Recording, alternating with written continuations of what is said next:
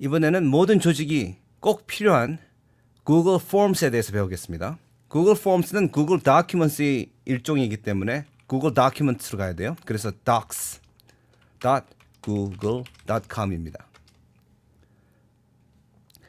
보시다시피 이렇게 종류가 많은데 그중에 오늘은 폼에 대해서 우선 배우겠습니다.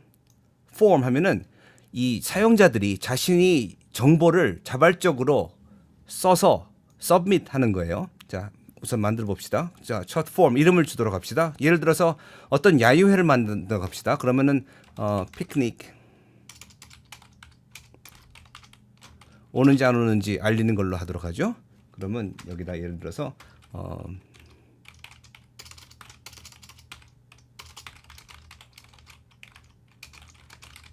이런 식으로 해가지고 첫 퀘스천은 성함 합시다. 그러면 예를 들어서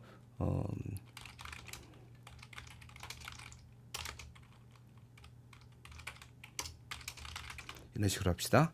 자, 이제 어떤 종류의 정보를 받냐 그건데 텍스트가 있고요. paragraph는 여러 줄이 되면 쓰는 거고요.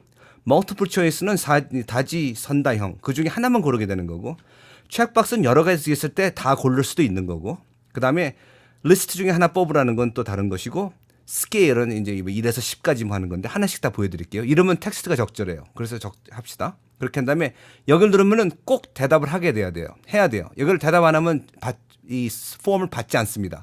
누군지 알아야 되니까 이건 받도록 합시다. 꼭 알려달라고 합시다. 그 다음에 done 하면 첫 이름이 나왔어요. 그다음 두 번째는 뭘 할까요? 그들이 여기 연필 누르면 이제 편집하는 거예요. 두 번째는 예를 들어서 이메일 주소라고 합시다.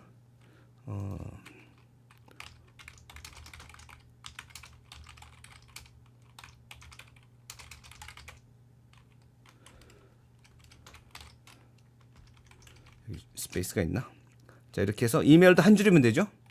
꼭 있어야 된다고 합시다. 그래서 done 됐습니다. 그 다음에 피크닉 오실 분, 그 다음에 이제 가는 차편이 여러 가지 있다고 합시다. 그러면 이제 어느 차편으로 가겠느냐 하기 위해서는 add 해가지고, 이거는 이제 차편 두 가지로 할 건 아니죠. 꼭 하나만 선택하는 거죠. 그러면 multiple choice예요. 그래서 이제 차편 합시다. 그래가지고 이제 multiple choice인데 첫 차편은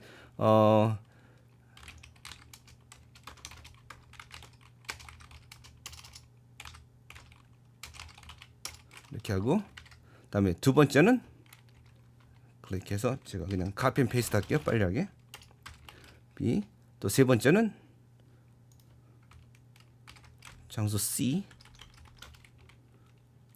이렇게 여러 가지를 갖다 넣으실 수 있고요. 그 외에 또 뭐 기상천외의 방법으로 오실 분이 계실지 모르니까 add other 하면은 나는 다른 방법 가겠습니다 해가지고 여기 해당되지 않는 거.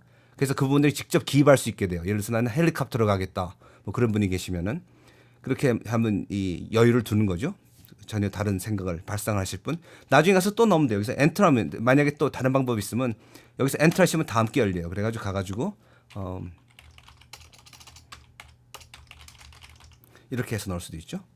자, 이것도 꼭 대답을 해야 되는 거면은 취소하시고, 대답 안 해도 되는 거면 하지 마시고. 그래서 done 하면 이렇게 나왔어요. 이제 이거는 이 중에 하나만 고를 수 있어요. 여러 가지를 고를 수가 없고. 다음에 add 해가지고 이제 이번에는 체크박스로 가보죠. 이건 여러 개를 선택할 수 있습니다.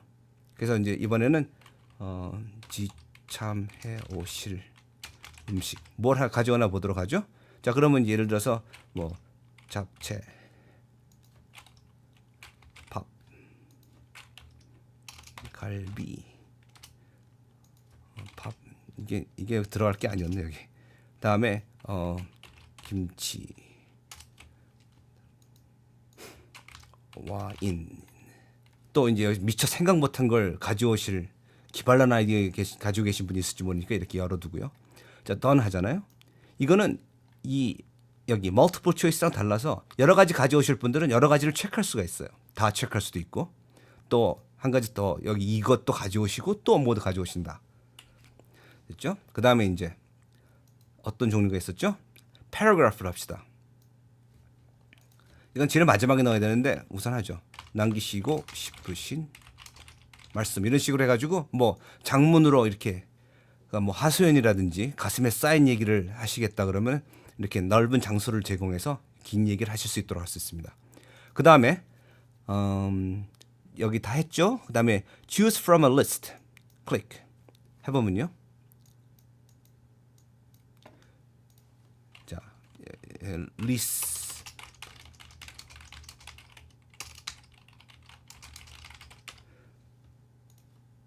자, list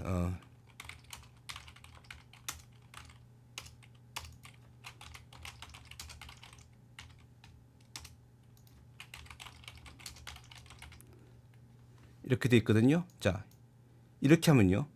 이거는 이 멀티플 초이스랑 마찬가지인데 결국에는 이렇게 이런 식으로 하나 선택하게 돼요.